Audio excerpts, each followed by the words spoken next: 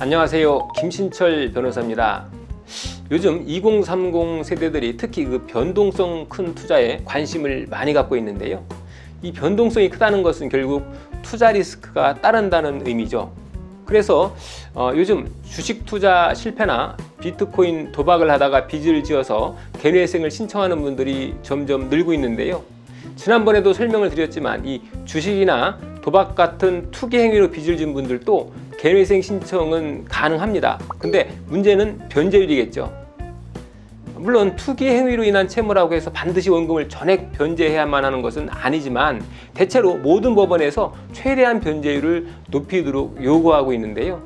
그래서 거의 원금 대비 80% 이상 변제하는 것으로 계획을 짜야 결정이 나오고 있는 추세입니다. 투기성 채무라고 해서 무조건 변제율을 높여야 하고 그래서 최저 생계비조차 보장해주지 않게 된다면 채무자의 변제 수행 가능성을 현저히 떨어뜨리게 되죠. 그래서 과연 이런 법원의 결정이 온당한 것인지 의문이 들기도 하는데요. 그런데 한편으로 생각해보면 최저 생계비조차 보장받을 수 없더라도 법원이 투기성 채무에 대해서 무관용 원칙을 고집하는 이유가 있는데요.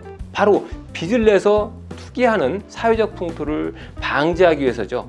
투기성 채무를 개인회생으로 쉽게 해결할 수 있게 해주면 사람들은 대출을 받아서 투자하는 것을 그다지 위험하게 생각하지 않을 수가 있다는 거죠.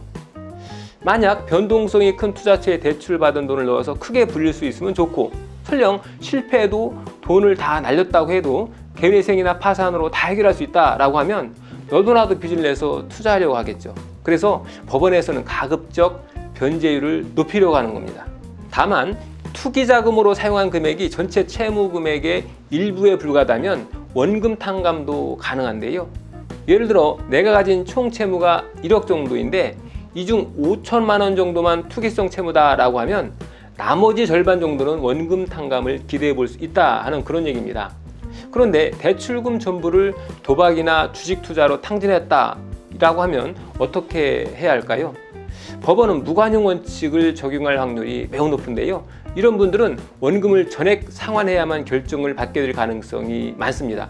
그래서 이런 분들은 차라리 개인회생보다는 워크아웃을 통해서 채무를 해결하는 게 더 나을 수 있는 거죠.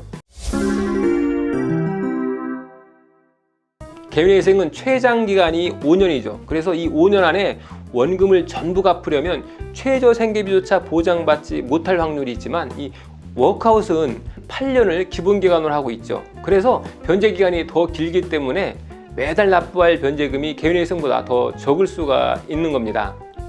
물론 이 워크아웃을 신청할 자격 조건이 되기 위해서는 채무자가 3개월 이상 대출금을 연체시켜야 하는데 이 워크아웃 제도는 연체 기간이 길면 길수록 유리합니다. 그래서 개인회생을 신청했다가도 수개월 동안 연체를 한 다음에 워크아웃으로 갈아타는 분도 있는데요. 사실 이것도 채무 해결 방법 중에 하나죠. 자, 결론을 말씀드리면 대출금을 도박이나 주식에 전부 사용한 채무자의 경우에는 5년간 원금을 전액 상환하는 것이 가능하다라고 하면 개인회생을 신청하시면 되고요. 변제 금액이 너무 부담스러워 감당이 안 된다라고 하시면 워크아웃을 하는 것이 더 유리할 수 있다는 겁니다. 현재 채무자를 위한 금융구제 제도가 여러 가지가 있는데요. 어떤 제도가 나에게 가장 적합한지는 상담을 받아보신 다음에 선택하시는 것이 좋겠습니다.